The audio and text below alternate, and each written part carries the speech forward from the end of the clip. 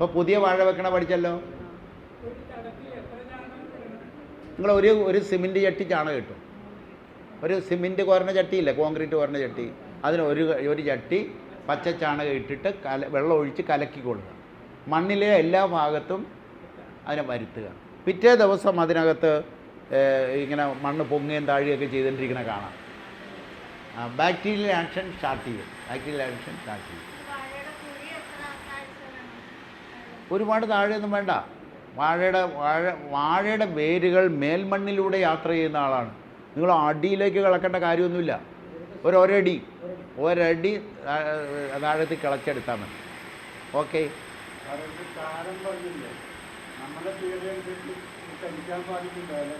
ഏത്? ആ,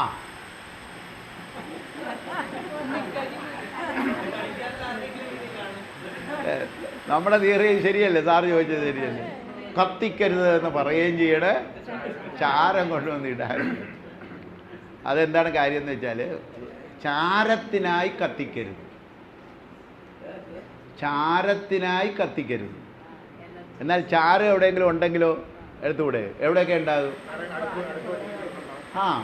ഇപ്പോഴും പാവപ്പെട്ട വീടുകളിൽ അടപ്പ് കത്തിക്കുന്നുണ്ട്, അടപ്പിനകത്ത് കഞ്ഞി വയ്ക്കുന്നുണ്ട്, തീ കത്തിക്കുന്നത്. അത് കൂടാതെ നിങ്ങൾക്ക് നല്ല സൂപ്പർ ചാരം കിട്ടും. ടയർ റീട്രേഡ് ചെയ്യുന്ന സ്ഥലത്ത് കിട്ടും. ടയർ റീട്രേഡ് ചെയ്യുന്ന സ്ഥലമില്ലേ, അവിടെ മല പോലെ കൂട്ടിയിട്ടിരിക്കണം, ആരും കൊണ്ടുപോകണില്ല, ചെന്നെടുത്താൽ മതി. ടയർ റീട്രേഡ് ചെയ്യാനായിട്ട് എടുക്കുന്ന സ്ഥലമില്ലേ, ഇപ്പം നല്ലൊരു ശതമാനവും ഇത് തമിഴ്നാട്ടിലേക്ക് കൊടുത്തു വിട്ടിട്ട് റീട്രേഡ് ചെയ്ത് വരികയാണ്. എന്നാൽ ഇവിടെ തന്നെ ചെയ്യുന്ന സ്ഥലമുണ്ട്. നല്ല സൂപ്പർ ചാരങ്ങൾ കിട്ടും. അതെടുത്തോ, ഏതായാലും അവർ കത്തിക്കും, അത് നമ്മളെടുക്കുക. ടയർ കത്തിക്കുകയല്ല, ടയർ മോൾഡ് ചെയ്യാൻ വേണ്ടി വിറക് കത്തിക്കും അവർ.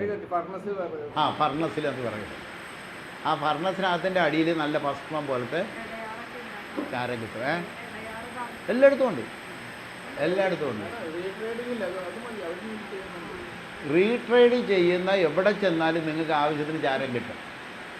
അവരോട് നിങ്ങൾ പറയുകയാണ് ഒരു സാധനം കത്തിക്കരുതെന്ന് പറഞ്ഞാൽ തല്ല് കിട്ടാതെ ദൂരം നിന്നേ പറയാവൂ.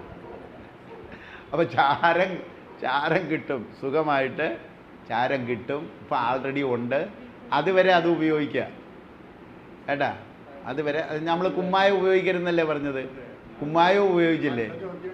അത് ചോദിക്കാൻ പോകരുത്. ഇതെന്താ കാര്യം എന്ന് വെച്ചാൽ, നമ്മളുടെ മണ്ണിനെ നമ്മൾ രോഗിയാക്കിയ ഒരു രോഗിക്ക് തെറാപ്പൂട്ടിക്കൽ ഡോസുകൾ വേണ്ടി വരും.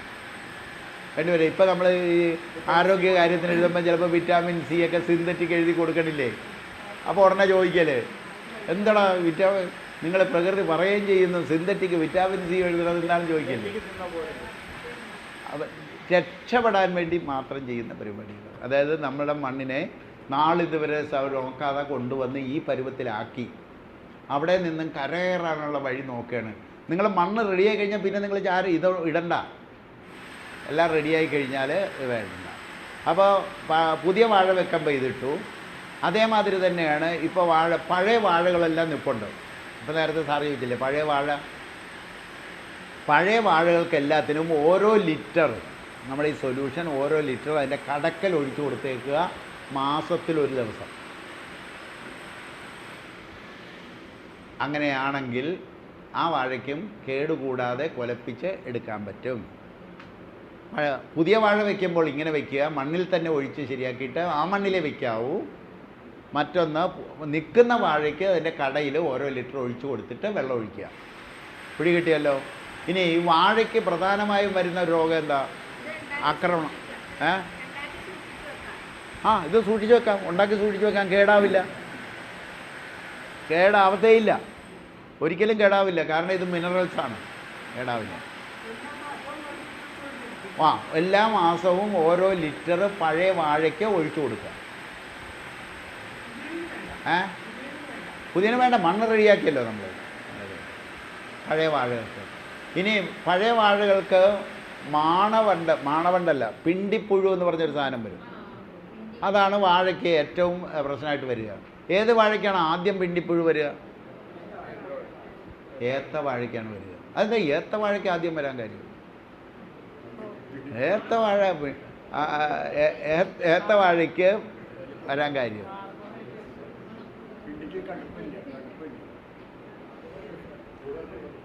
ഏറ്റവും കൂടുതൽ ന്യൂട്രീഷണൽ റിച്ച് വാഴപ്പഴം എന്ന് പറയുന്നത് ഏത്തപ്പഴമാണ്. ആ ന്യൂട്രീഷണൽ റിച്ച് ആയിട്ടുള്ള ഒരു പഴം ഉണ്ടാകണമെന്നുണ്ടെങ്കിൽ മണ്ണിൽ അതെല്ലാം വേണം. അതില്ലെങ്കിൽ വാഴയ്ക്ക് വണ്ട് കിട്ടും. പിടികിട്ടിയില്ലേ? ഏത്തപ്പഴത്തിൽ തന്നെ ഏറ്റവും നല്ല ഏത്തപ്പഴത്തിൻ്റെ പേരെന്നാ? ഒരുപാട് തരം ഏത്തപ്പഴമുണ്ട്. ചങ്ങാലിക്കോടനുണ്ട്, നല്ല പഴമാണ് ചങ്ങാലിക്കോടനുണ്ട്. ആറ്റുനേന്ത്രൻ, അതല്ല. ഏറ്റവും നല്ലൊരു വാഴയുണ്ട് ഏത്തപ്പഴത്തിൽ. അത് സാധാരണ വാഴകൾ തന്നെ. ഒറ്റമുങ്കി, പടലമുങ്കി എന്ന് പറയുന്ന ഏത്തവാഴയുണ്ട്. ഒറ്റമുങ്കി എന്നും പടലമുങ്കി എന്നും പറഞ്ഞ ഏത്തവാഴയുണ്ട്. വാഴയുടെ വംശനാശം വരാൻ പോകുന്നു എന്നിരിക്കട്ടെ, മണ്ണ് റെഡിയാക്കിയാൽ ഇവനെയും കുഴിച്ചൊക്കെ തന്നെ വെച്ചിട്ടിരിക്കുന്നു. അപ്പോൾ വാഴയ്ക്ക് എന്ത് മനസ്സിലാകും? വാഴയ്ക്ക് മനസ്സിലാകും ഞാൻ അന്യം നിൽക്കാൻ പോയെന്ന് വാഴയ്ക്ക് മനസ്സിലായാൽ വാഴ അപ്പോൾ ഉടനെ ഒരു കാര്യം ചെയ്യും. ആ കടുക് പോലെ ഇരിക്കുന്നതിന് ഒരു കാപ്പിക്കുരുവിൻ്റെ വലിപ്പാക്കും, എന്നിട്ട് അതിട്ടാൽ കിളുക്കും. വാഴയുടെ വിത്ത് വിതരണം എന്ന് പറയുന്നത് സീഡ് തന്നെയാണ്. നിങ്ങളെന്താ ചെയ്യണേ? അതിൻ്റെ കന്നെടുത്ത് മാറ്റി നട്ടു കൊടുക്കുന്നുണ്ട്. വാഴയ്ക്ക് മനസ്സിലായി പണിയെടുക്കേണ്ടത്. മനുഷ്യൻ പണിയെടുത്തോളൂ എന്ന് മനസ്സിലായ കാരണം വാഴ ഡോർമെൻ്റായിട്ട് അതിനടിയിൽ ഇരിക്കും. പക്ഷേ വംശനാശം വരാൻ പോകുന്നു എന്ന് ഏത് ജീവിയും മനസ്സിലാക്കിയാൽ, ചെടികൾ മാത്രമല്ല, ഞാൻ വംശനാശം വരാൻ പോകുന്നു എന്ന് ഒരു ജീവി മനസ്സിലാക്കിയാൽ അതിൻ്റെ അനന്തര നടപടികൾ അവരെടുക്കും. അതിൻ്റെ ഭാഗമായിട്ടാണ് വാഴയുടെ ഉള്ളിൽ കുരു വരിക. ആ വാഴ സീഡ് ഡിസ്ട്രിബ്യൂട്ട് ചെയ്യേണ്ടത് ആനയുമാണ്. വാഴപ്പഴം തിന്നും, അതിൻ്റെ വാഴപ്പിണ്ടി വാഴ തിന്നിട്ട് പോകുന്ന ആന പിറ്റേ ദിവസം ആനപ്പിണ്ട വിട്ടിട്ട് അതിനകത്ത് അതിൻ്റെ കുരു വീണിട്ട് കിളുക്കും. വാഴ കൃഷിക്ക് ആദ്യം കുഴിയിൽ എന്ത് നിറയ്ക്കണം? ആനപ്പിണ്ടം കിട്ടുമെങ്കിൽ ഗുരുവായൂർ പോയി എടുത്തോണം. എടുത്തോളുക. ഏത് ഒറ്റമുങ്കി എന്ന് പറഞ്ഞാൽ ഒരു നിങ്ങൾ ഇരട്ടപ്പഴം കണ്ടിട്ടില്ലേ? 2 പഴമാണ്, പക്ഷേ അതിന് ഒറ്റ തൊലിയാണ്. അങ്ങനെ കണ്ടില്ലേ? അതേമാതിരി ഒരു പടല ഒറ്റ കവർ ചെയ്യും, ഒന്നായിട്ട് കവർ ചെയ്തിരിക്കും. ഒറ്റ തൊലി കൊണ്ട് കവർ ചെയ്യും. അതിൻ്റെ പേരാണ് ഒറ്റമുങ്കി. ഒരു പടലേക്കേ ഉണ്ടാവുള്ളൂ ഒരു വാഴക്ക്. വാഴക്കണ്ണ് കിട്ടും. പൊയ്ക്കോണം ആദിവാസി ഊരിൽ പോകണം. ഒരുമയൂര് എന്ന് പറയുന്ന ഇടുക്കിയിലെ ആദിവാസി ഊരിലാണ് ഞാൻ ആദ്യമായിട്ട് വാഴ കാണുന്നത്. ഒരുമയൂര് എന്ന് പറയുന്ന ഇടുക്കിയിലെ ഒരു ആദിവാസി ഊരുണ്ട്. അവർ കാണിക്കില്ല നമ്മളത്. അവസാനം അവരുടെ കാല് പിടിച്ചിട്ടാണ് ആ വാഴ കൊണ്ടുപോയി കാണിച്ചത്. കണ്ടാൽ എന്ത് പറ്റുമെന്നാണ് അവർ പറയണത്? കണ്ണ് കിട്ടും. നമ്മൾ ചെന്ന് ആ വാഴ കണ്ടിട്ടുണ്ടെങ്കിൽ പിറ്റേ ദിവസം അത് കരിഞ്ഞു പോകും. അപ്പോൾ പിന്നെ അത് കാരണം അവരത് കാണിക്കില്ല. ഈ ഇതൊക്കെ 50 ജില്ലയൊക്കെ ഇട്ട് വാഴ മൊത്തത്തിൽ മറച്ചു വെച്ചിരിക്കുകയാണ്. അതെന്താ കാര്യം? അവിടെ വെച്ചാണ് ഈ വണ്ട് എന്താണ് ചെയ്യണമെന്ന് എനിക്ക് മനസ്സിലായത്. അതായത് ഞാൻ ചോദിച്ചു, ഇവിടെ തന്നെ വീണ്ടും വെച്ചാൽ എന്താ പ്രശ്നം? അതായത് ഈ വാഴ അവർ വെക്കുന്ന എവിടെയാണെന്ന് അറിയാമോ? വെള്ളച്ചാട്ടമില്ലേ, ചെറിയ ഓലി, ആ ഓലിയിലൂടെ വന്ന് അടിയുന്ന എക്കലിൽ മാത്രമേ ഇവരിത് വയ്ക്കുകയുള്ളൂ. അവിടെ വെച്ചാലേ ഇത് കൊലച്ച് കിട്ടുകയുള്ളൂ. അല്ലെങ്കിൽ ഞാൻ പറഞ്ഞ അപ്പുറത്ത് വെച്ചാൽ എന്താ കുഴപ്പം? വണ്ട് വരും സാറേ എന്ന് പറഞ്ഞാൽ ഈ വാഴ വണ്ട് അവിടെയും വരും. മനസ്സിലായില്ലേ? എന്ന് പറഞ്ഞാൽ അതിൻ്റെ അർത്ഥം എന്താ? മണ്ണ് മോശമാകുന്നത് കൊണ്ടാണ് ഈ വണ്ട് വരുന്നത്. ഈ വണ്ട് എന്താ പറയണേ?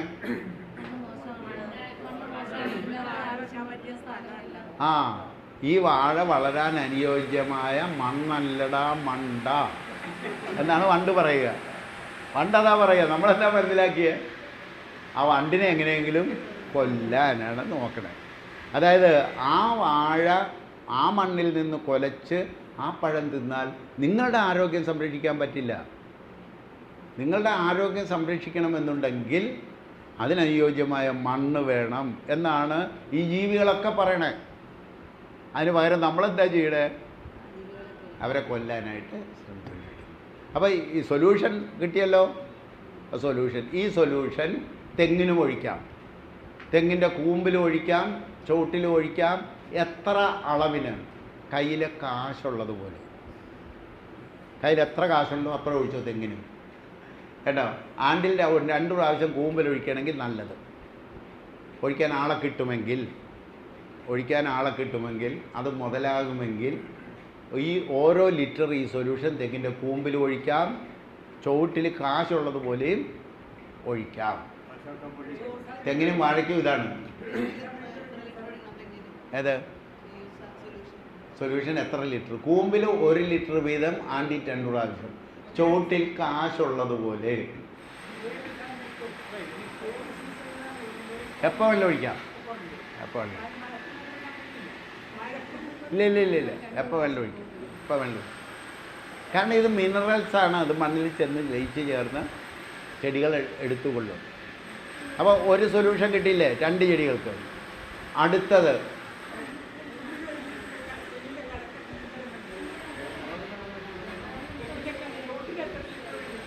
ഞാൻ എത്ര പ്രാവശ്യം പറഞ്ഞു കാശ് കയ്യിലുള്ളത് പോലെ എന്ന് പറഞ്ഞാൽ എന്താ അർത്ഥം? എത്ര ഒഴിച്ചാലും തെങ്ങിന് നല്ലതാണ്. മനസ്സിലായില്ലേ? പക്ഷെ നമുക്ക്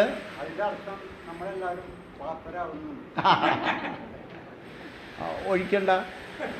തെങ്ങ് പറയണില്ല ഇത് കൊണ്ടുവന്ന് തരാൻ. തെങ്ങെന്താ പറയുക? തെങ്ങ് തേങ്ങ തരില്ല, കുറേ കഴിയുമ്പോൾ ചത്തും പോകും. വേണോ വേണ്ടേന്നുള്ളത് നമ്മളാണ് തീരുമാനിക്കുക. കാരണം തെങ്ങ് ഒരു കടലോര ജീവിയാണ്. തെങ്ങെന്ന് പറഞ്ഞാൽ ഒരു കടലോര ജീവിയാണ്. അതിനെന്ത് വേണ്ടി വരും? എപ്പോഴും ഉപ്പ് വേണ്ടി വരും. തെങ്ങും വാഴയ്ക്കും ഇത് വേണ്ടി വരും. വാഴയ്ക്ക് ഉപ്പ് വേണം. നിങ്ങൾ പാതി വിളഞ്ഞ കൊല അത് ഉരുണ്ട് കിട്ടണമെന്നുണ്ടെങ്കിൽ ഓരോ ചിരട്ട കല്ലുപ്പിട്ട് നനച്ചു കൊടുത്താൽ മതി വാഴയ്ക്ക്. യൂറിയ വെച്ച് പൊടിച്ചിട്ട് കൂമ്പൊടിച്ചിട്ട് യൂറിയ വെച്ച് കെട്ടിയാൽ ഉരുണ്ട് കിട്ടും. അതിന് പകരം കല്ലുപ്പിട്ട് കൊടുത്താൽ മതി. അപ്പം നമുക്ക് ഒരു സൊല്യൂഷൻ കിട്ടി തെങ്ങിനും വാഴയ്ക്കും. ഇനി അടുത്ത പച്ചക്കറികൾക്ക് വേണ്ടിയിട്ടുള്ള പിണ്ടിപ്പുഴുവിന് ബ്രഷ് ചെയ്യണം.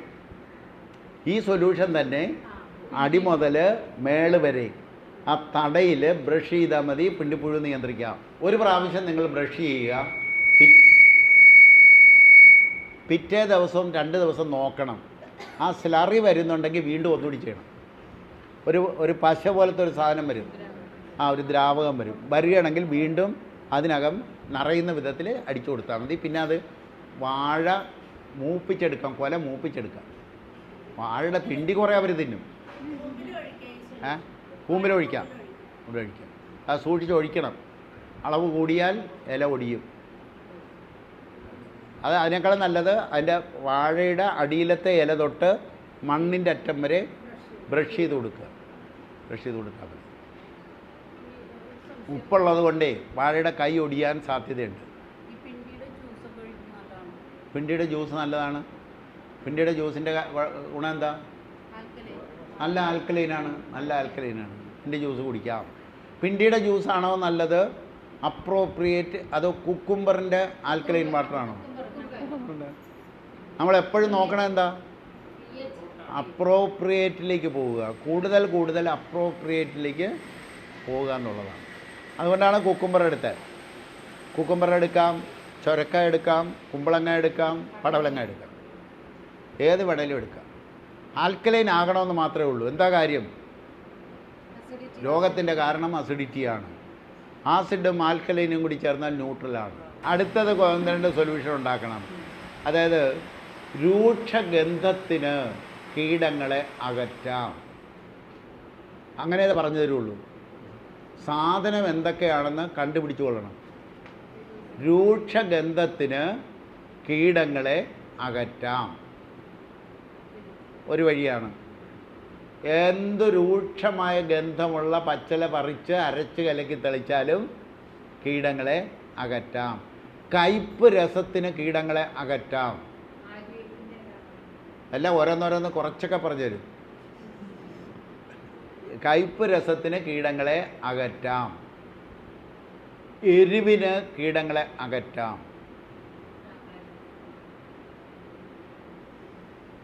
പുകയിട്ടാൽ കീടങ്ങളെ അകറ്റാം.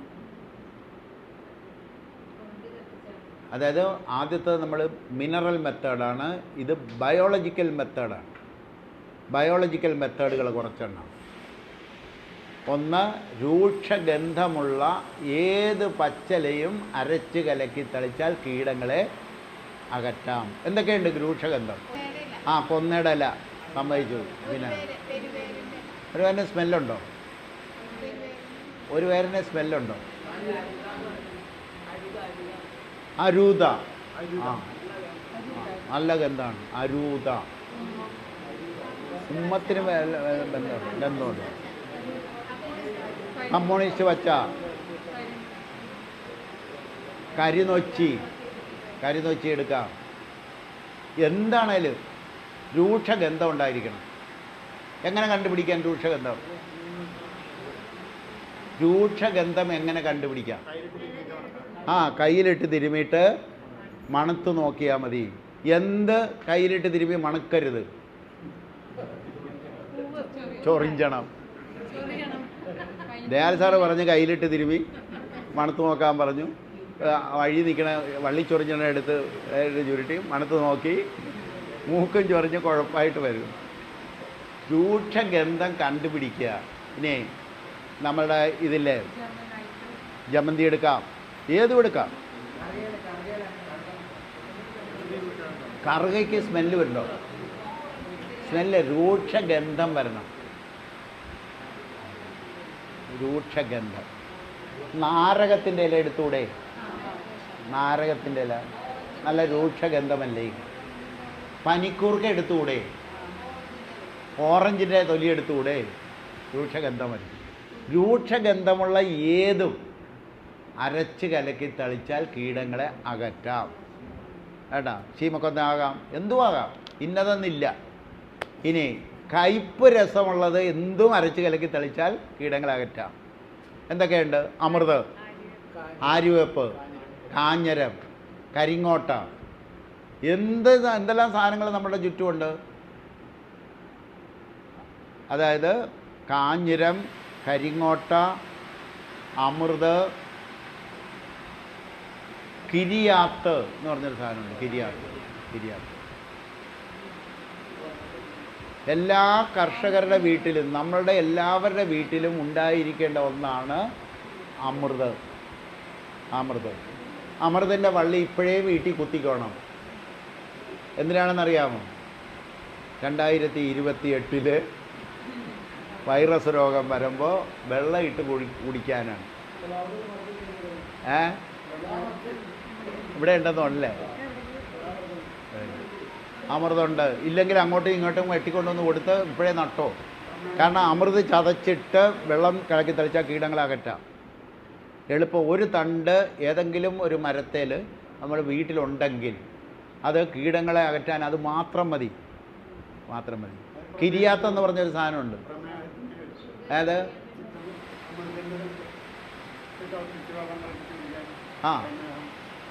പ്രമേഹം കുറയും. പ്രമേഹം അങ്ങനെ കുറഞ്ഞിട്ട് കാര്യമില്ല. കാരണം മാറ്റണം. അത് തന്നെ കാരണം മാറ്റണം. അല്ലാതെ രക്തത്തിൽ അതിൻ്റെ പരിശോധന കണ്ടിട്ട് ഷുഗർ കുറഞ്ഞു എന്ന് വിചാരിച്ചിട്ട് യാതൊരു കാര്യമില്ല. അതിൻ്റെ കാരണം തന്നെ മാറ്റിയെടുക്കും. അമൃത് കണ്ണൂരുള്ളവർ തന്നെ അമൃത് ഒരിടയ്ക്ക് ഭയങ്കര ഇതായിരുന്നു. അമൃത് എല്ലാവരും ഷുഗർ രോഗം മാറ്റുമെന്നൊക്കെ പറഞ്ഞിട്ട് ഒന്ന് തന്നെ. അമൃതിൻ്റെ ഒരു തണ്ട് കൊണ്ടുപോയി മരത്തിൻ്റെ മുകളിൽ വെച്ചാൽ മതി. നിങ്ങൾ മണ്ണിൽ തൊടണ്ട. അതിന് നൂല് പോലെ ഒരു വേര് വന്ന് മണ്ണിൽ തൊട്ടിട്ട് അത് കിളുക്കും. അതുകൊണ്ടാണ് അതിന് അമൃതെന്ന് പേര് കിട്ടിയത്. നിങ്ങൾ നശിക്കാതെ തന്നെ അത് പിടിക്കും. മേളിലിരിക്കുകയാണെങ്കിൽ പോലും കിളുക്കുന്ന ഒരു സാധനമാണ്. അപ്പം അമൃത കയ്പ്പ് രസത്തിന് കേട്ടോ, കയ്പ്പ് രസത്തിന് കീടങ്ങളായിട്ട്. എരിവിന് ഏതെടുക്കാം? കാന്താരി. കരണം പൊട്ടി മുളക് എന്ന് പറയുന്ന ഒരു മുളകുണ്ട്, വെള്ള. വെള്ളമുളകുണ്ട്, കരണം പൊട്ടി മുളക് എന്ന് പറയുന്ന മുളകുണ്ട്. അതുണ്ടെങ്കിൽ ഒരു ചൂടുണ്ടെങ്കിൽ നമ്മുടെ ആവശ്യത്തിന് കീടങ്ങളെ അകറ്റാം. അപ്പോൾ 3 എണ്ണം കിട്ടി. രൂക്ഷഗന്ധം, കയ്പ്പ് രസം, എരിവ്. ഇതിനകത്ത് നിങ്ങളൊരു 10 ലിറ്റർ എടുക്കുമ്പോൾ 1 ലിറ്റർ ഗോമൂത്രവും കൂടി ചേർത്തേക്കാമെങ്കിൽ ലോങ് ആക്ടിങ് ആയിരിക്കും അത്.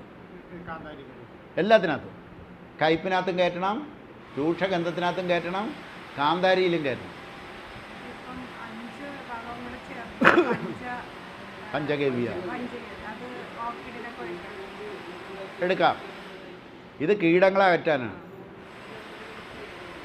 അപ്പോൾ ഒരു കുറച്ച് യൂറിയ ഗോമൂത്രവും കൂടി ചേർക്കുകയാണെന്നുണ്ടെങ്കിൽ അത് ഇലയിലൂടെ ആ യൂറിയ വലിച്ചെടുക്കുന്നത് കൊണ്ട് കയ്പ്പ് രസം കൂടുതൽ നാൾ ആ ചെടിയിൽ നിൽക്കും, എരിവ് കൂടുതൽ നാൾ നിൽക്കും, രൂക്ഷഗന്ധം കൂടുതൽ നാൾ ഉപയോഗിക്കാം. പിടികിട്ടിയല്ലോ.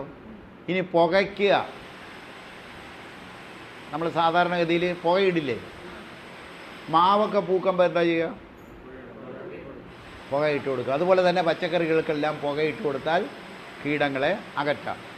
സുഖമായിട്ട് അകറ്റാമല്ലോ. പുകയിട്ട് കൊടുക്കാം. അതിന് കട്ടിയുള്ള പുക വരണമെങ്കിൽ എന്ത് ചെയ്യണം? നല്ല കട്ടിയുള്ള പുക. ആ, കുറച്ച് പച്ച പറിച്ചിട്ട് കളകൾ പറിച്ചിട്ട് മൂടിയാൽ മതി. നല്ല കട്ടിയുള്ള പുക വരും. കട്ടിയുള്ള പുക വൈകുന്നേരം. ഏത് സമയത്താണ് പുക ഇടേണ്ടത്? രാവിലെയും വൈകുന്നേരം. വൈകുന്നേരമാണ് നിങ്ങൾ പുക കൊടുക്കുന്നതെങ്കിൽ അതിനകത്തെ കാർബൺ ഡയോക്സൈഡ് മുഴുവൻ ചെടികളെടുത്ത് സൂക്ഷിച്ച് വെച്ചിട്ട് നേരം വെളുത്ത് സൂര്യൻ ഉദിക്കുമ്പോൾ തന്നെ പ്രൊഡക്ഷൻ സ്റ്റാർട്ട് ചെയ്യും. അപ്പം ഗുണകരമാണ്. സന്ധ്യ സമയത്താണ് കൂടുതൽ കീടങ്ങളുടെ ആക്രമണം ഉണ്ടാകുക, രാവിലെ. അപ്പോൾ അതായി, പുകയായി. ഇനി പിന്നൊരു കാര്യം, ഇപ്പോൾ വഴി കിട്ടിയല്ലോ. നീ കൃഷി ചെയ്യാത്തത് എന്തെന്ന് ഞാൻ ചോദിക്കും. കീടത്തിൻ്റെ ശല്യം കൊണ്ടാണ് എന്നൊക്കെ പറഞ്ഞുകൊണ്ടിരിക്കരുത്. ഇനി ഈ കീടങ്ങളെന്ന് പറയുന്ന ജീവികൾ മനുഷ്യരെ പോലെ തന്നെയാണ്. അതായത് മനുഷ്യരിൽ വെജിറ്റേറിയൻസും ഉണ്ട്, നോൺ വെജിറ്റേറിയൻസും ഉണ്ട്, ഇല്ലേ? വെജിറ്റേറിയൻസും നോൺ വെജിറ്റേറിയൻസും ഉണ്ട്. ഈ കീടങ്ങൾ, നമ്മൾ കൃഷിക്ക് ഉപദ്രവം ഉണ്ടാക്കുന്ന കീടങ്ങൾ ഏത് ഗണത്തിൽപ്പെടും? വെജിറ്റേറിയൻ ആണോ നോൺ വെജിറ്റേറിയൻ ആണോ? ഏതാ? കീടങ്ങളെന്ന് പറയുന്ന ജീവികൾ വെജിറ്റേറിയൻസ് ആണോ നോൺ വെജിറ്റേറിയൻസ് ആണോ? വെജിറ്റേറിയൻസ് അല്ലേ? നമ്മളെ പച്ചക്കറികളൊക്കെ അല്ലേ തിന്നണേ? വെജിറ്റേറിയൻസാണ്. അവർക്ക് എന്ത് വിളമ്പിയാൽ മതി? എഴുന്നേറ്റ് ഓടും. ആ, നോൺ വെജ് വിളമ്പിയാൽ മതി. മനസ്സിലായില്ലേ? ഇപ്പോൾ വെജിറ്റേറിയൻ ബ്രാഹ്മണരിരിക്കുക, അവരുടെ മുമ്പിൽ കുറേ ഇറച്ചിയുടെ പ്ലേറ്റ് കൊണ്ട് വെച്ചാൽ അവരെഴുന്നേറ്റ് ഓടില്ലേ? അതേമാതിരി തന്നെയാണ് ഈ ജീവികളും.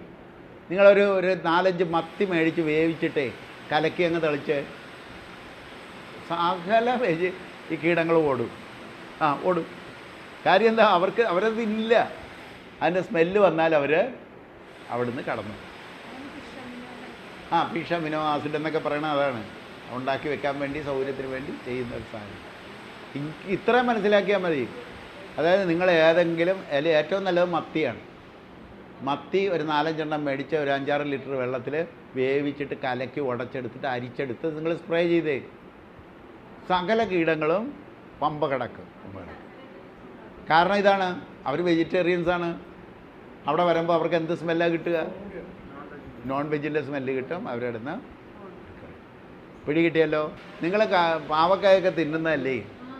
വൈറസ് വരുമ്പോൾ ഏത് വെള്ളമാണ് കുടിക്കേണ്ടത്? കയ്പ്പ്. അതായത് അമൃത് ചതച്ചിട്ട് വെള്ളം കുടിച്ചാൽ മതി, കോവിഡ് വരില്ല. കോവിഡ് വരികയല്ല, 15 ദിവസത്തേക്ക് ഏത് വൈറസിനെയും നമ്മുടെ കൺട്രോളിൽ നിർത്താം. എന്ത് കഴിച്ചാൽ മതി? അമൃത് ചതച്ചിട്ട വെള്ളം തിളപ്പിച്ച് കുടിച്ചാൽ മതി. എന്താ അതിൻ്റെ കാര്യം? തണ്ട്.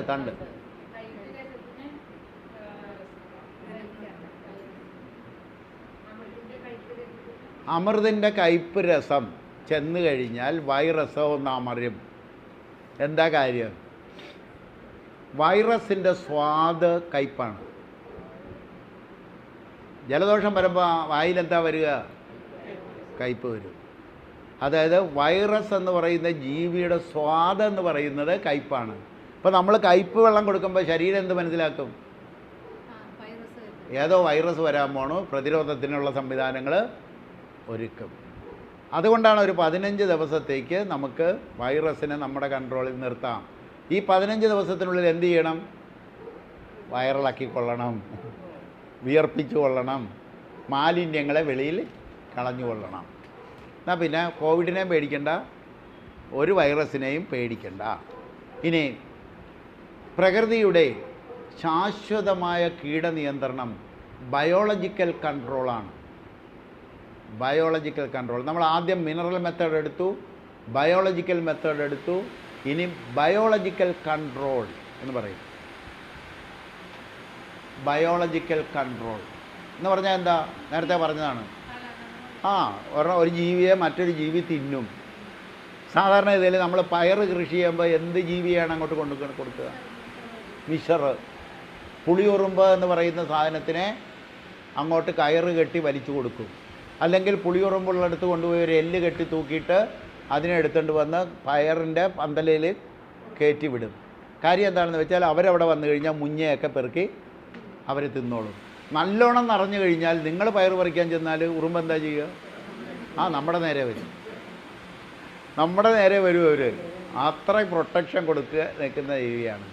ഇനി ഏറ്റവും നല്ല ബയോളജിക്കൽ കൺട്രോൾ എന്ന് പറയുന്നത്, ഇപ്പോൾ ഓന്ത് എന്താ തിന്നണേ? ജീവികളല്ലേ. എട്ടുകാലി എന്താ തിന്നുന്നത്? ജീവികളെല്ലാം തിന്നുക. പിന്നെ അരണ എന്താ തിന്നുക? ഇങ്ങനെ എല്ലാ ജീവികളും മറ്റൊരു ജീവിയെ തിന്നും. എണ്ണം പെരുകാതിരിക്കാനുള്ള ഒരു ബയോളജിക്കൽ കൺട്രോൾ ഇവിടെ ഉണ്ട്. അപ്പോൾ അത് നശിപ്പിക്കരുത്. പക്ഷികളാണ് കീടനിയന്ത്രണത്തിൻ്റെ ശാശ്വതമായ പരിഹാരക്കാർ. പക്ഷികളുടെ കാര്യം നോക്ക്. നിങ്ങൾക്ക് വീട്ടിൽ ഉപ്പനുണ്ടാവും. ഉപ്പൻ എന്താ തിന്നുന്നത്? പറമ്പിൽ നടന്നിട്ട് പെരക്ക് വലത്ത് വെച്ചിട്ടിരിക്കും. ഒരു ദിവസം എത്ര പ്രാവശ്യം പെരക്ക് വലത്ത് വെക്കുമെന്നറിയാമോ? ഉപ്പൻ ഒരു 8 പ്രാവശ്യമെങ്കിലും വലത്ത് വയ്ക്കും. ഒരു സൈഡിൽ കൂടി പോയി കറങ്ങി ഇപ്പുറത്തൂടി വന്ന് അതിന് അവിടെ അവർ കീടങ്ങളെ പെറുക്കിക്കൊണ്ടിരിക്കുകയാണ് ഉപ്പൻ. ഓലഞ്ഞാലി എന്ന് പറഞ്ഞാൽ അറിയാമല്ലോ.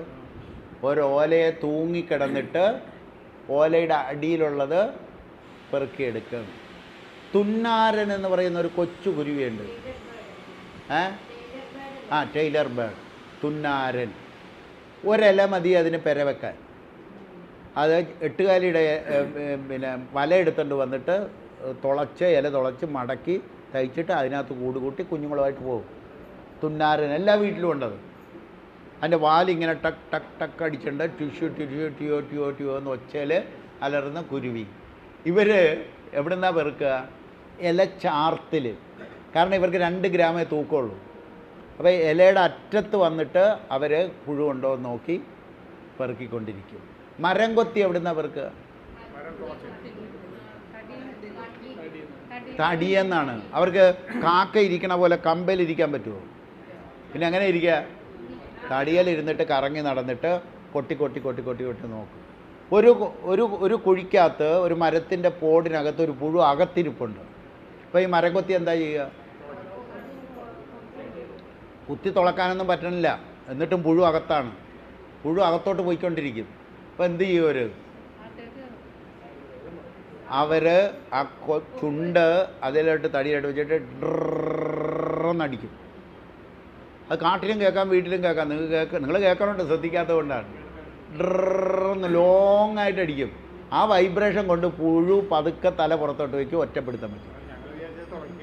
തുളയ്ക്കല്ല, തടിയേലെ ഒരു സൗണ്ട് ഉണ്ടാക്കുകയാണ്. ആ സൗണ്ടിൻ്റെ വൈബ്രേഷൻ കൊണ്ട് പുഴു പുറത്തോട്ട് തല വയ്ക്കും, അപ്പം പിടിച്ചെടുക്കും. ഇനി മാടത്ത എന്താ തിന്നുക? വീട്ടിലാണ് തിന്നുക. ഒരു ജോഡി മാടത്തുണ്ട്. വീട്ടിൽ കൂട് വെച്ചു. കൃഷിയിടത്തിൽ കൂട് വെച്ചു. 3 കുഞ്ഞുങ്ങളുണ്ട്. അപ്പോൾ 3 കുഞ്ഞുങ്ങൾക്കും അച്ഛനും അമ്മയ്ക്കും കൂടി 1/2 കിലോ കീടം വേണം. അവരെവിടെ നിന്നായിരിക്കും പെറുക്കുക? അയിലന്തരത്തെ പറമ്പിൽ പോവുമോ? പോവില്ല. എന്താ കാര്യം? കുഞ്ഞുങ്ങൾ ഇവിടെ ഉണ്ട്. കുഞ്ഞുങ്ങൾ ഇവിടെ ഉള്ളതുകൊണ്ട് കുഞ്ഞിൻ്റെ ചുറ്റുവട്ടത്തുള്ള പറമ്പിൽ ഒരു 1/2 കിലോ കീടങ്ങളെ പെറുക്കിക്കൊണ്ട് കുഞ്ഞുങ്ങൾക്ക് ഇങ്ങനെ കൊടുത്തോണ്ടേയിരിക്കും. ഇനി കരിയിലാം ബീച്ചിൽ എന്ന് പറയുന്ന ഒരു 7 സിസ്റ്റേഴ്സ് എന്ന് പറയുന്ന കിളിയുണ്ട്. മണ്ണിലിറങ്ങിയിട്ട് ഓരോ കരിയിലെടുത്ത് മറിച്ചിട്ടിട്ട് അതിൻ്റെ അടിയിലുള്ളതിനെ പെറുക്കി തിന്നാൻ അവരുടെ ജോലി അതാണ്. ഒരു കൂട്ടമായിട്ടാണ് വരിക. ഒന്നെങ്കിൽ 7 എണ്ണം കാണും, അല്ലെ 11 എണ്ണം കാണും. കരിയിലാം ബീച്ചിൽ കരിയില കിളികളെന്ന് പറയുന്ന സാധനം കലവില എന്ന് ഒച്ച ഉണ്ടാക്കിക്കൊണ്ടായിരിക്കും എല്ലാവരും കൂടി പോവുക. ഇനി വേറൊരു വിഭാഗമുണ്ട്. ഒരു വിട്ടിൽ ഇവിടുന്ന് പറന്ന് അപ്പുറത്തേക്ക് പോകും. ചാടി പോകുമ്പോൾ അതിനെ റാഞ്ചി പിടിക്കുന്ന ഒരു വിഭാഗമുണ്ട്. കാക്കത്തമ്പുരാട്ടി. ചേട്ടാ, കാക്കത്തമ്പുരാട്ടിയെ പോലും അറിയില്ലെന്ന്. കാണുന്നില്ല. ഉണ്ടാകില്ല. വാല് 2ആയിട്ട് ഇരട്ട വാല്. വേലിത്തത്ത എന്ന് പറയുന്ന ഒരു സാധനമുണ്ട്. ഒരു കമ്പി പോലെ വാലിരിക്കുന്നു. ഈ കിളികളൊക്കെ അന്യം നിന്ന് പോയിക്കൊണ്ടിരിക്കുന്നു. എന്താ കാര്യം?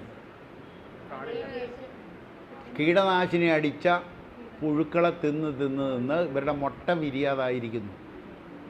മുട്ട വിരിയുന്നില്ല. വിരിഞ്ഞാൽ തന്നെ കുഞ്ഞുങ്ങൾ ചത്തുപോയിക്കൊണ്ടിരിക്കുകയാണ്. അവരുടെ എണ്ണം കുറഞ്ഞുകൊണ്ടിരിക്കുകയാണ്. നേരത്തെ പറഞ്ഞ സാധനം മരുഭൂമിയിൽ നിന്ന് ഇങ്ങോട്ട് വെട്ടിക്കിളി വരും, എല്ലാം തീർക്കും, നക്കി തുടച്ച് കളയും. കാരണം ഇപ്പം നമ്മൾ ചെറിയ രീതിയിൽ കീടനാശിനി അടിക്കുകയും ആ കീടനാശിനിയുടെ അംശം ഇവരുടെ ഉള്ളിൽ ചെല്ലുകയും ഇവരുടെ മുട്ട വിരിയാതെ വരികയും ചെയ്തുകൊണ്ടേയിരിക്കുന്നു. കിളികളുടെ എണ്ണം കുറഞ്ഞുകൊണ്ടിരിക്കുകയാണ്. ഇത് നോക്കിയാൽ അറിയാം. നമ്മുടെ പണ്ടുണ്ടായിരുന്നത്രയും കിളികൾ നമ്മുടെ ഇന്ന് ഇല്ലാതായിക്കൊണ്ടിരിക്കുന്നു. ഇപ്പം കിളികൾ എന്ന് പറഞ്ഞാൽ കിളികളെ നോക്കിയാൽ നിങ്ങൾക്കറിയാം. ഇലച്ചാർത്തിൽ നിന്നും പെറുക്കാൻ ഒരു വിഭാഗം, തടിയിൽ നിന്നും പെറുക്കാൻ ഒരു ഭാഗം, മണ്ണിൽ നിന്നും പെറുക്കാൻ ഒരു വിഭാഗം, പറന്ന് നടന്നാൽ റാഞ്ചി പിടിക്കാൻ ഒരു വിഭാഗം.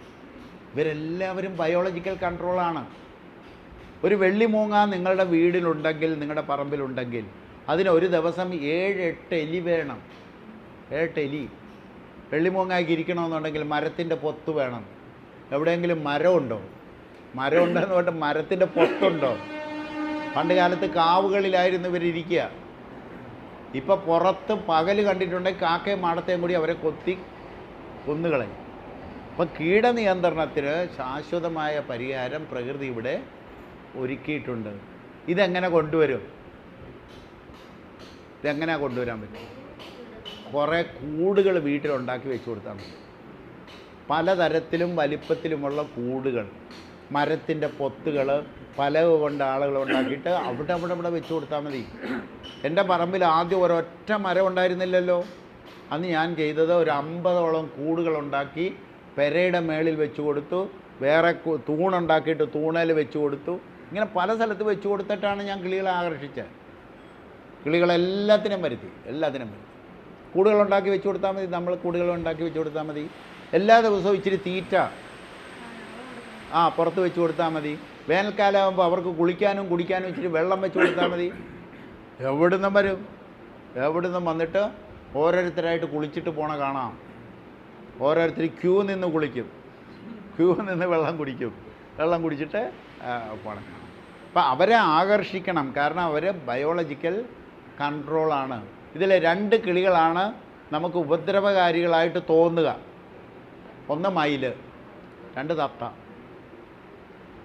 പക്ഷെ അവർ ചെയ്യുന്നത് അവരുടെ ജോലിയാണ്.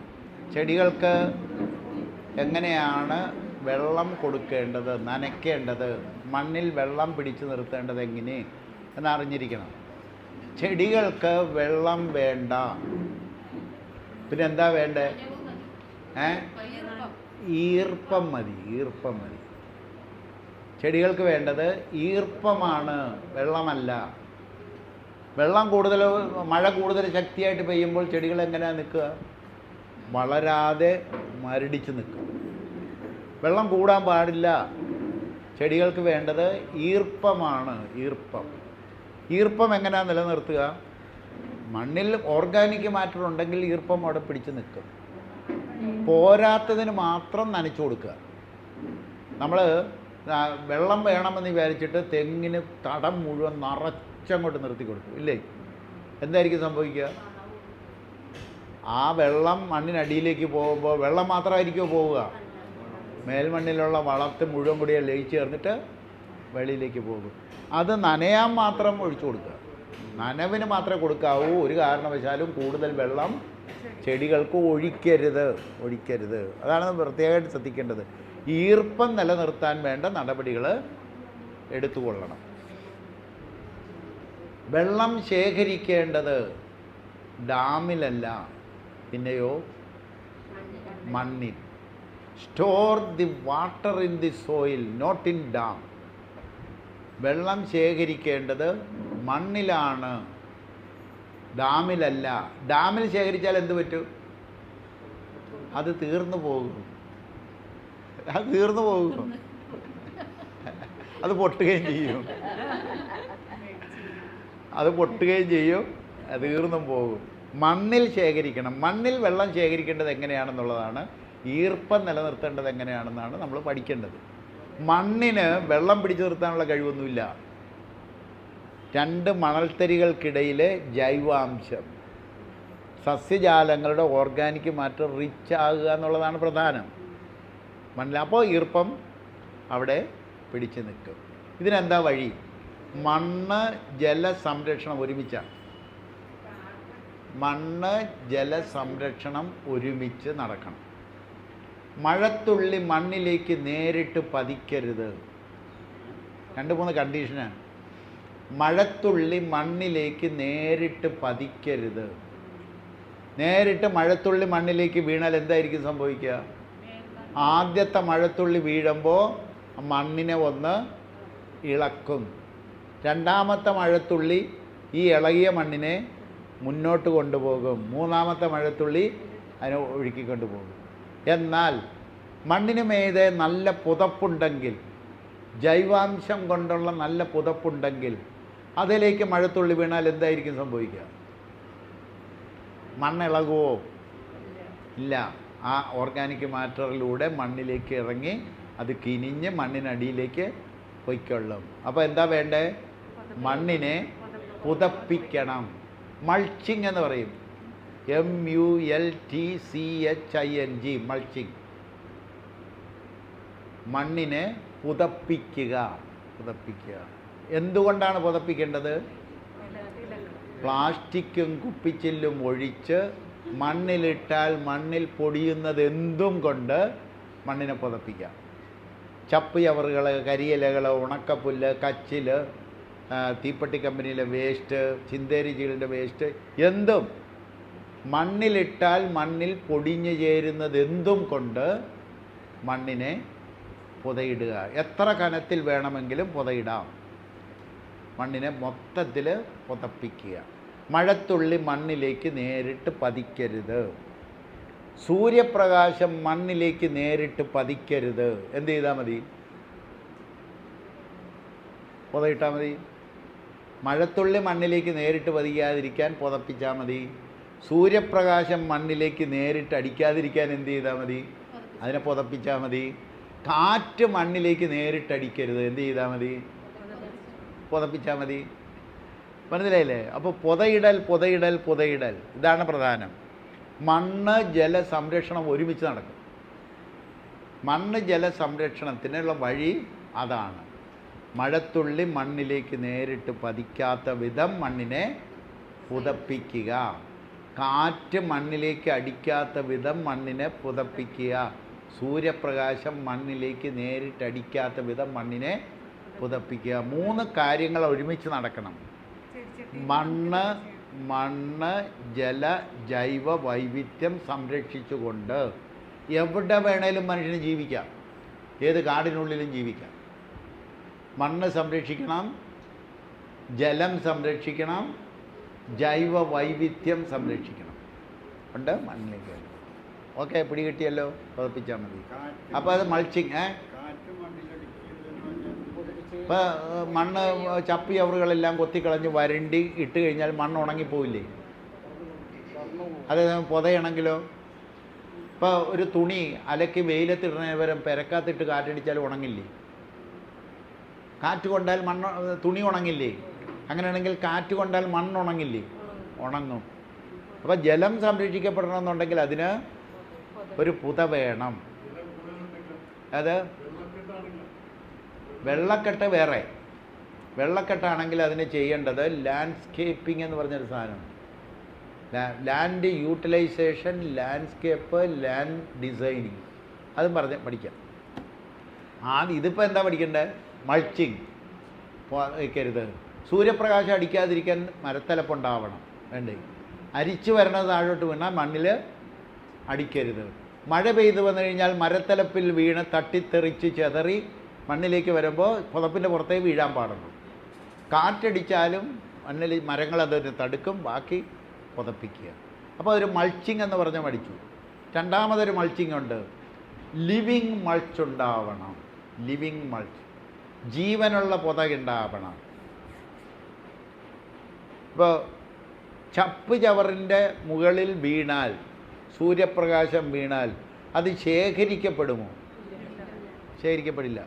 പക്ഷേ ഇത് ഇട്ട ചവറ് പൊടിഞ്ഞ് മണ്ണിലേക്ക് ചേരും. എന്നാൽ ഈ ചപ്പ് ചവറിൻ്റെ പുറത്ത് ഒരു മത്തൻ്റെ വള്ളി പടർന്ന് നടന്നാലോ, ആ ജീവനുള്ള വള്ളി എന്തുകൂടി ചെയ്യും? മണ്ണ് ചൂടാകാതെ ആ സൂര്യപ്രകാശം കൂടി ശേഖരിക്കും. അതിൻ്റെ പേരാണ് ലിവിങ് മൾച്ച്. അപ്പോൾ മൾച്ച് വേണം, ലിവിങ് മൾച്ചും കൂടി വേണം. ലിവിങ് മൾച്ചും കൂടി. ഇപ്പം തെങ്ങിന് നല്ലതായിട്ട് പുതയിട്ടിട്ടുണ്ട് നിങ്ങൾ. തെങ്ങിൻ്റെ തടത്തിൻ്റെ പുറത്ത് ഒരു 2-3 കുഴി എടുത്തിട്ട് ആ കുഴിക്കകത്ത് ചവറുകൾ നിറച്ച്, ചാണകം നിറച്ച്, വളമെല്ലാം നിറച്ചിട്ട് അവിടെ ഒരു മത്തൻ്റെ കുരു ഇട്ടു, ഇപ്പുറത്തൊരു വെള്ളരിയുടെ കുഴി ഇട്ടു, ഇപ്പുറത്തൊരു കുമ്പളത്തിൻ്റെത് ഇട്ടു. ഇതിൻ്റെ വള്ളിയെല്ലാം കൂടി തെങ്ങിന് ചുറ്റും വട്ടത്തിൽ കറക്കിയാൽ തെങ്ങിൻ്റെ തടം ചൂടാവുമോ? ചൂടാവില്ല എന്ന് മാത്രമല്ല, അവിടെ വീഴുന്ന സൂര്യപ്രകാശത്തെ അത് പിടിച്ചെടുക്കുകയും ചെയ്യും. 1-2 മത്തങ്ങയെങ്കിലും കിട്ടുകയും ചെയ്യും. കിട്ടില്ലേ? വെള്ളം അധികം ഒഴിക്കുകയും വേണ്ട. അതാണ് വെള്ളം അവോപ്പറേറ്റ് ചെയ്യുന്നില്ലെങ്കിൽ വെള്ളം ഒഴിക്കണതിൻ്റെ അളവ് കുറയ്ക്കാം, അതിൻ്റെ അളവ് കുറച്ചെടുക്കാം. ഒരു നാമ്പ് നുള്ളിയാൽ 2 നാമ്പ് വരും. അതാണ് ചെടി. നിങ്ങൾ ഒരു നാമ്പ് പോയിക്കൊണ്ടിരിക്കുന്നു, അതിൻ്റെ ഒരു നാമ്പായിട്ട് ഒരു നുള്ളു വെച്ച് കൊടുത്തു, ഒരെണ്ണത്തിന് പകരം എന്ത് വരും? 2 എണ്ണം വരും. 2 എണ്ണം വരും. ചെടികൾ അങ്ങനെയാണ്. അപ്പോൾ ഒന്ന് നഷ്ടപ്പെട്ടാൽ ഒരു നഷ്ടമൊന്നും വരില്ല, അത് ബാക്കി പൊടിഞ്ഞങ്ങ് ചേരും, ബാക്കി വീണ്ടും കിളുത്ത് വന്നുകൊണ്ടേയിരിക്കും. ഇപ്പം ലിവിങ് മൾച്ച് എന്ന് പറഞ്ഞൊരു സാധനം. ഇനിയിപ്പോൾ ഒരു മരുഭൂമിയിലാണ് നിങ്ങളെ കൊണ്ടിടണത്, മരുഭൂമിയിലാണ് നമ്മളെ കൊണ്ടിടണമെന്ന് വിചാരിക്കുക. അവിടെ മണ്ണ് ജലം സംരക്ഷിക്കണം. എന്ത് ചെയ്യും? മൾച്ചിങ് ഉണ്ട്, ലിവിങ് മൾച്ചുണ്ട്. ഇതിൻ്റെ പുറത്ത് ഒരു 4 കിലോ ഉള്ള ഒരു കല്ലെടുത്ത് വെച്ചാലോ, കല്ലിൻ്റെ അടിയിൽ ഈർപ്പം ഉണ്ടായിരിക്കുമോ? കല്ലിൻ്റെ അടിയിൽ ഈർപ്പമുണ്ടായിരിക്കും എപ്പോഴും. രാത്രിയിലെ മഞ്ഞിൽ പെയ്യുന്ന മഞ്ഞിൽ നിന്നും വെള്ളം ഘനീഭവിച്ചിട്ട് കല്ലിൻ്റെ അടിയിൽ വരും. ഈ കല്ലിൻ്റെ അടിയിൽ നിന്ന് ഒരിക്കലും ഈർപ്പം വിട്ടു പോവില്ല. എന്ന് തന്നെയുമല്ല, ഈ കല്ല് പൊടിഞ്ഞ എലമെൻറ്റ്സ് മണ്ണിലേക്ക് വീഴുകയും ചെയ്യും. അപ്പോൾ 3 തരത്തിലുള്ള മൾച്ചിങ് വേണ്ടി വരും. മൾച്ചിങ് വേണം, ലിവിങ് മൾച്ച് വേണം, സ്റ്റോൺ മൾച്ചിങ് എന്ന് പറഞ്ഞ ഒരു മൾച്ചിങ് വേണം. Stone mulching. ഈ സ്റ്റോൺ മൾച്ചിങ് നമ്മൾ ഉദ്ദേശിക്കുന്നത് മരുഭൂമിയിലെ കൃഷിയിലാണ്.